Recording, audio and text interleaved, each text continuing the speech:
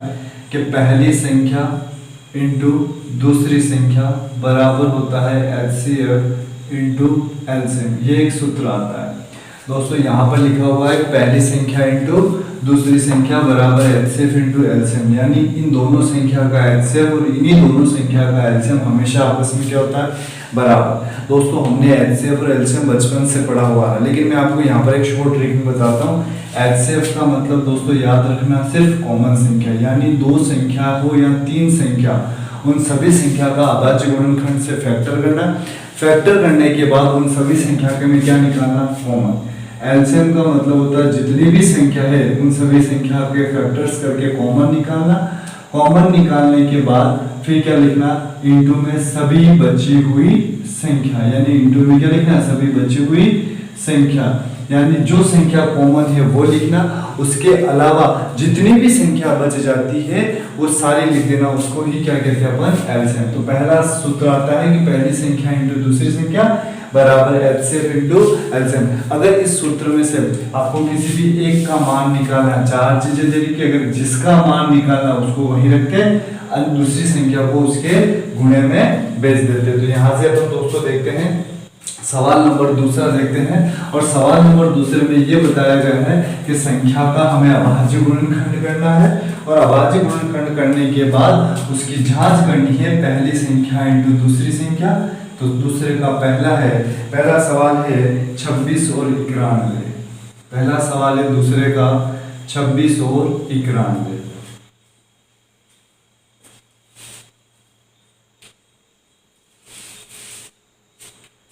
पहला सवाल है 26 और 91। इस 26 और 91 का आपको एचसीएफ निकालना है, इन्हीं दोनों संख्या का एलसीएम निकालना है, और संख्या का एचसीएफ और एलसीएम निकालने के बाद सूत्र पहली संख्या इंटू दूसरी संख्या से इसको आपको करना है। तो पहली संख्या है 26, दूसरी संख्या है 91। 26 का आपको एलसीएम अभाज्य गुणनखंड 2 का भाग दिया 13 बार, 13 का भाग दिया 1 बार, फिर हमने 91 के अंदर भाग दिया, 91 के अंदर भाग जाता है 7 का 13 बार, और 13 में हमने भाग दिया 1 बार। तो ये 26 और 91 के अभाज्य गुणनखंड आ गए। अब यहाँ पर लिखा मैंने 26 और यहाँ लिखा मैंने 91। 26 के जो फैक्टर है वो है दोस्तों 2 इंटू 13, और 91 के जो फैक्टर है वो है 7 इंटू 13। हमने दोस्तों ये बात की थी कि हमारे को एचसीएफ निकालना और हमारे को क्या निकालना, एलसीएम। दोस्तों मैंने यहाँ पर एक ट्रिक बताई थी आपको कि जब भी किसी संख्या का एचसीएफ निकालना हो या जब भी किसी संख्या का एलसीएम निकालना, तो अभाज्य गुणनखंड की सहायता से उनके फैक्टर करते हैं, और फैक्टर करने के बाद उनमें से कॉमन, एचसीएफ का मतलब को था कॉमन, क्या कॉमन निकल रहा है यहाँ से 13, तो इसका जो एचसीएफ आ जाएगा, इसका एचसीएफ कितना आ जाएगा, 13 आ जाएगा। लेकिन फिर मैंने बताया था एलसीएम, एलसीएम क्या होता है, जो कॉमन है, कॉमन क्या है यहाँ पर, कॉमन है यहाँ पर 13, वो लिख देंगे, इनटू में जो बच रहा है क्या बच गया, 2 इंटू 7, ये हो गया इसका एचसीएफ और ये हो गया एलसीएम। लेकिन सवाल क्या आगे ये दे रखा है कि हमें ये भी जांच करनी है कि ये दी हुई संख्या है दोनों, कौन सी 26 और 91, इन दोनों का एचसीएफ और इन दोनों का एलसीएम, उन दोनों का फिर से मल्टीप्लाई करने पर वो संख्या आ जाती है। तो यहाँ पर अपन लिख देते हैं पहली संख्या इंटू दूसरी संख्या बराबर दोनों संख्या का एचसीएफ इंटू दोनों संख्या का एलसीएम। पहली संख्या है 26, दूसरी संख्या है 91। एचसीएफ कितना है दोनों संख्या का, 13, और दोनों का एलसीएम कितना है, 13 इंटू 2 इंटू 7। अब दोस्तों यहाँ देखना कि इसको कैसे सरल करते हैं। इसको सरल करने का तरीका ये है कि इनमें से छोटी संख्या कौन सी, गुणा किसी का ही नहीं करना, छोटी संख्या है 26। तो यहाँ पर देखिए 26 के दो फैक्टर हमने लिखे 2 इंटू 13, तो यहाँ से वो जोड़ा निकाल दीजिए 2 इंटू 13, बच क्या गया 13 इंटू 7। बस सीधा इसको ऐसा लिख दीजिए 26 इंटू 11, 26 इंटू 91। जब दोनों तरफ बराबर आ गए इसका मतलब 26 और 91 इन दोनों का एचसीएफ और इन दोनों का एलसीएम, उनका मल्टीप्लाई करने पर जो संख्या दे रखी है फिर से उसके बराबर आ जाता है। इसे नोट कर लीजिए। अगली संख्या है 510 और 92। 510 और 92 का भी आपको HCF और LCM निकालना है। किस विधि से? अभाज्य गुणनखंड विधि से निकालना है। और फिर उसके बाद आपको इसके पहली संख्या इंटू दूसरी संख्या के हिसाब से आपको जांच करना है। तो सबसे पहले वही कि 510 के अभाज्य गुणनखंड निकालिए। 510 के अभाज्य गुणनखंड निकालेंगे, पीछे 0 है यानी 2 का भाग जाएगा। 2 का भाग इसमें कितनी बार जाता है? 2 बार जाता है। फिर कितनी बार जाता है? 5 बार, फिर 5 बार। पर 5 आ रहा है, इसमें मतलब 5 का भाग जाएगा 5 बार। और 51, इसका मतलब इसमें किसका भाग जा रहा है? इसमें 3 का भाग जाएगा। 3 एकम 3, 17 3 51, और फिर इसमें भाग जाएगा 17 का। यानी 510 की अगर अपन बात करें, 510 के जो फैक्टर आए हैं वो आए हैं 2 इंटू 5 इंटू 3 इंटू 17। फिर बात करते हैं 92 के फैक्टर की बात करते हैं। तो 92 में 2 से डिवाइड हुआ, ये चला जाएगा आपके 46 बार। 2 से दिया 23 बार, और 23 से दिया 1 बार। यानी अगर अपन बात करें 92 के फैक्टर जो है वो 2 और 23। आपको ये पता है कि इन दोनों संख्या का, यानी यहाँ पर फिर से मैं लिख देता हूँ 92 के जो फैक्टर है 2 और 23। अब आपको ये पता है कि इन दोनों का हमें क्या निकालना है? एलसीएम। हमें क्या निकालना है? एलसीएम। एलसीएम और एलसीएम के लिए मैंने आपको बता रखा है कि जब भी 2 संख्या हो या 3 संख्या हो, अगर इनका एलसीएम और एलसीएम निकालना है तो एलसीएम की ट्रिक मैंने बताई थी। उन दोनों संख्या में से कॉमन क्या दिख रहा है? 2 इसमें भी है, 2 इसमें भी है, तो कॉमन निकल गया 2। फिर कॉमन होता है 2, और इसके अलावा सब संख्या बची हुई क्या है? 5 3 17 2 और 23। अब ये सारी संख्या आ गई। अब हमें जांच करना है कि पहली संख्या बराबर दूसरी संख्या, यानी पहली संख्या इंटू दूसरी संख्या बराबर HCF इंटू LCM। देखो दोस्तों, पहली संख्या है आपके पास 510, दूसरी संख्या है 92, इसको गुणा नहीं करना है। 510 और 92 का जो HCF है वो 2 है, और 510 और 92 का LCM कितना है? 2 5 3 और 17 2 3, 17 2 23। मैंने पहले वाले सवाल में बताया था कि इन संख्या का आपको गुणा नहीं करना है।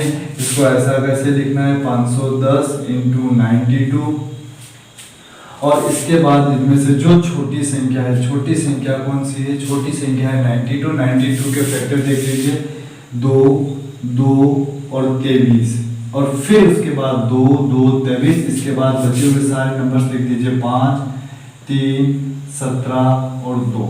ये सब का मल्टीप्लाई करोगे तो 510 आ जाएगा। यहाँ लिख दिया मैंने 510 इंटू 92, यहाँ लिख दिया मैंने 510 इंटू 92। तो ये 2 संख्या, इन दोनों संख्या का एलसीएम, और इन दोनों संख्या का जो एलसीएम है वो हमेशा क्या है? बराबर या गया। तो ये इसको कहते हैं जांच करना। अगला सवाल देखते हैं, आप इसे नोट कर लीजिए। नेक्स्ट है 336 और 54। 336 और 54 का देखते हैं।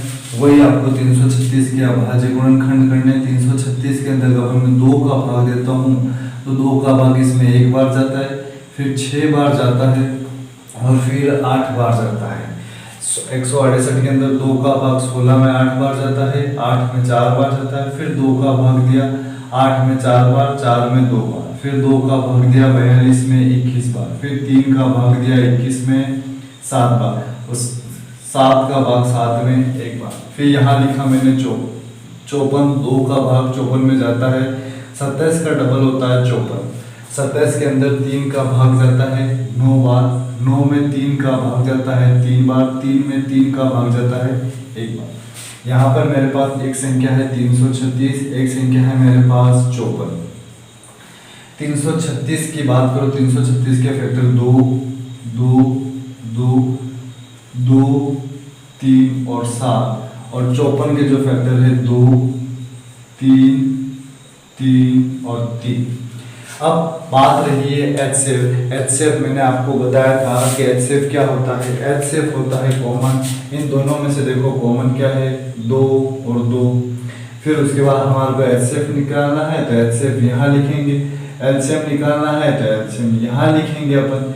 HCF होता है कॉमन, और कॉमन यहाँ से कितना आ रहा है 3 और यहाँ से कितना है 3। तो अगर अपन बात करें कि इसमें से जो कॉमन निकला वो कॉमन निकला 2 और 3, इसके अलावा और कोई भी कॉमन नहीं निकल रहा। फिर बात रही क्या कॉमन क्या है, एक तो 2 है एक 3, उसके अलावा क्या बच गया, ऊपर से 3 बार 2 लिखना है, 1 बार 7 लिखना है, 2 बार 3 लिखना है। ये हो गया इसका HCF और ये हो गया इसका LCM। अब बात करते हैं दोस्तों इसकी फर्स्ट संख्या इंटू सेकंड संख्या बराबर HCF इंटू LCM।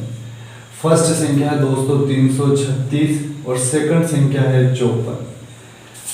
फर्स्ट संख्या और सेकंड संख्या का जो HCF है वो है 2 इंटू 3 और इन्हीं दोनों संख्या का जो LCM है वो है 2 इंटू 3। फिर उसके बाद 3 बार तो है 2,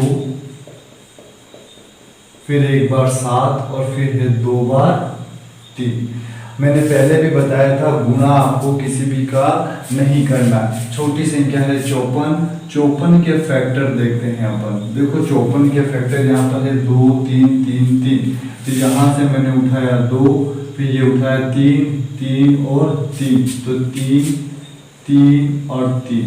उसके अलावा जो बच रहा है क्या बच रहा है, यहाँ से 2 बच गया, फिर 2 बच गया, फिर 2 बच गया, फिर 2 बच गया, फिर 7 बच गया 3।